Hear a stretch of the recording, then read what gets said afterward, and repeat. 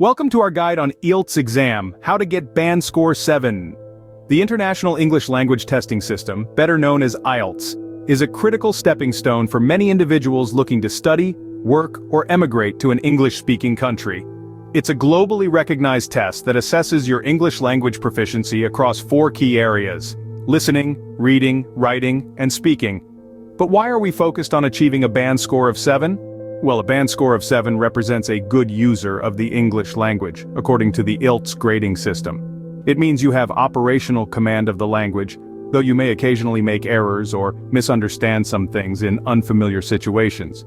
Many universities, employers, and immigration authorities require a minimum band score of 7, making it a significant milestone to achieve. So how do we gear up to reach this milestone? Let's first understand the 4 modules of the IELTS exam. First up, the listening module, designed to assess your ability to understand spoken English, typically in the form of conversations or monologues. Then comes the reading module, which tests your ability to comprehend written English through different types of texts.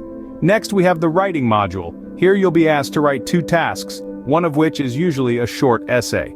This module measures your ability to communicate ideas and arguments effectively in written English.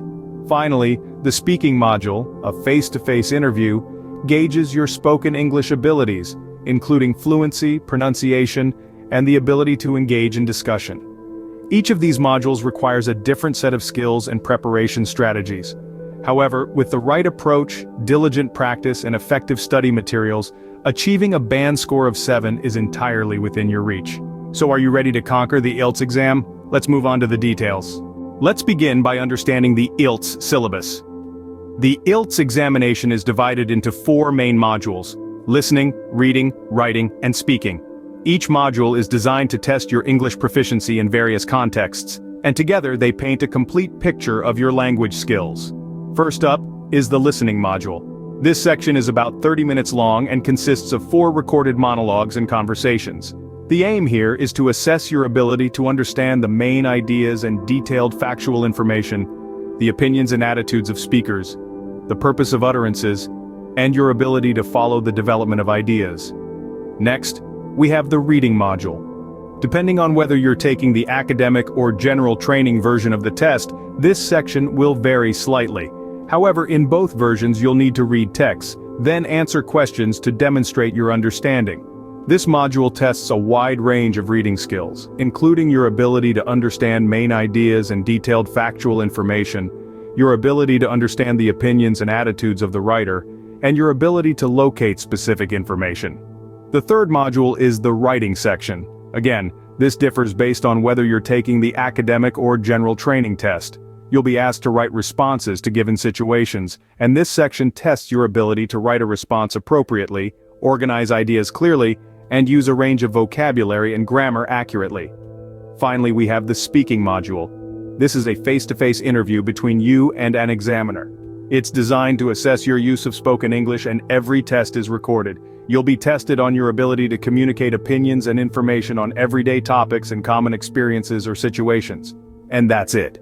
That's your IELTS syllabus in a nutshell. Each module is designed to test a specific aspect of your English usage, so it's crucial to prepare for each one individually. Now that you know what's in the syllabus, let's talk about study materials. Choosing the right study materials is crucial for your IELTS preparation. So, let's dive straight into the ocean of knowledge and discover the pearls of wisdom. The official Cambridge Guide to IELTS is an ideal starting point. It provides a comprehensive overview of the exam, along with tips and strategies for each section. This guide also includes a CD for listening practice and sample test papers for you to try. Another valuable resource is the Barron's IELTS Super Pack. This pack consists of 3 books and a set of audio CDs, offering a comprehensive study package. It covers all the sections of the IELTS exam, providing ample practice tests, grammar lessons, and vocabulary exercises. The Collins English for IELTS series is also worth considering. This series has separate books for each IELTS module. It provides in-depth coverage of each section and offers a variety of practice activities. But wait, the list isn't over yet. IELTS Trainer by Cambridge English should definitely be on your study shelf. It provides 6 full practice tests, plus easy-to-follow expert guidance and exam tips designed to guarantee IELTS exam success. Now let's talk about the importance of past papers. Practicing with past papers can give you a realistic idea of the exam structure and the types of questions you might face. It also helps you understand the marking scheme and how to manage your time effectively. The British Council and IDP websites offer a wealth of past papers for you to download and practice. There are also numerous online platforms that offer free IELTS resources. Websites like IELTS Liz and IELTS Buddy provide free practice tests, tips, and strategies. Moreover, YouTube channels like IELTS Advantage offer video lessons that can help you grasp tricky concepts. Remember, the key to IELTS success lies in consistent practice and understanding the exam format. So, make sure you familiarize yourself with the exam structure, practice regularly, and review your progress. With the right materials, you're one step closer to your goal. Now, on to the next step, improving your skills. Now let's focus on how to improve your listening and reading skills for the IELTS exam. To excel in the listening component of the IELTS, you must develop active listening skills. But what does active listening mean? It's the process of fully concentrating on what is being said, rather than just passively hearing the speaker. It involves understanding the speaker's perspective, taking notes in your mind, and responding thoughtfully. To hone this skill, immerse yourself in English language environments. Listen to podcasts, watch films and news broadcasts, and engage in conversations in English. You don't need to understand every single word. Instead, focus on capturing the gist of what's being said. This will also help you get accustomed to different accents and speech speeds, which will be invaluable during the actual exam. Another effective strategy is to practice dictation. Listen to a short audio clip, pause it, and then write down what you heard. This will sharpen your listening skills and also improve your spelling and grammar.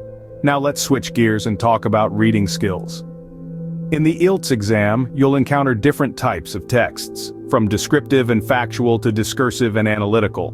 To tackle these efficiently, you need to master two key techniques, skimming and scanning. Skimming is the process of quickly looking through a text to get a general understanding of its content. You don't need to read every word, just look for key phrases and ideas. This allows you to grasp the main idea of a text within a short time.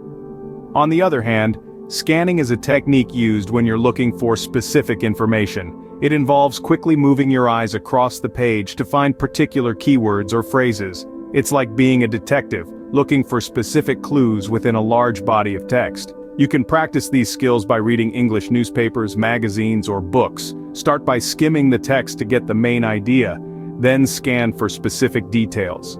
Over time, you'll get faster and more efficient. Also, remember that understanding the context is crucial.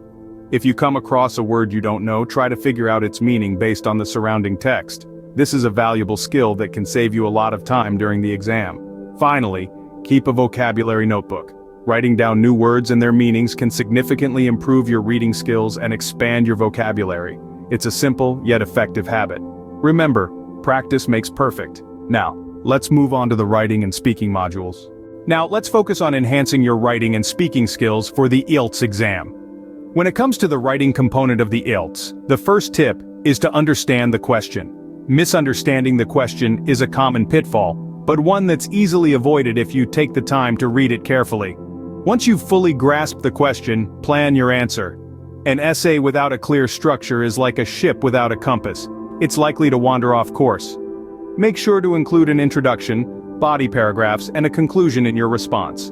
To improve your writing, practice is key. Write as much as you can and get feedback on your work. This will help you identify and correct any recurring mistakes. Also, remember to pay attention to your grammar, punctuation, and vocabulary. These elements can significantly influence your score. Now let's move on to speaking. This is the part of the exam where you can really show your personality and communication skills. The first tip here is to listen carefully to the question and answer it directly. Avoid memorized responses as they often sound unnatural and may not answer the question accurately. Another tip is to practice speaking in front of a mirror. This might sound a bit odd, but it's an effective way to build confidence. It allows you to observe your body language and facial expressions, which are key components of effective communication. Also, don't be afraid to express your opinions. The examiners aren't assessing your views, they're assessing your ability to communicate them. So feel free to share your thoughts as long as you do it in a respectful manner. And lastly, practice, practice, practice. Just like with writing, the more you practice speaking, the better you'll get. You can do this by conversing in English with friends, joining a language conversation group, or even speaking to yourself in English. One final piece of advice: don't let mistakes throw you off. Everyone makes mistakes, even native speakers. If you make a mistake while speaking, correct it if you can, but don't let it disrupt your flow. Remember, fluency and coherence are more important than perfection. With these tips, you're well on your way to acing the writing and speaking modules. Next, let's discuss the test day. The big day is here. Let's talk about what to expect on the test day and how to use your score.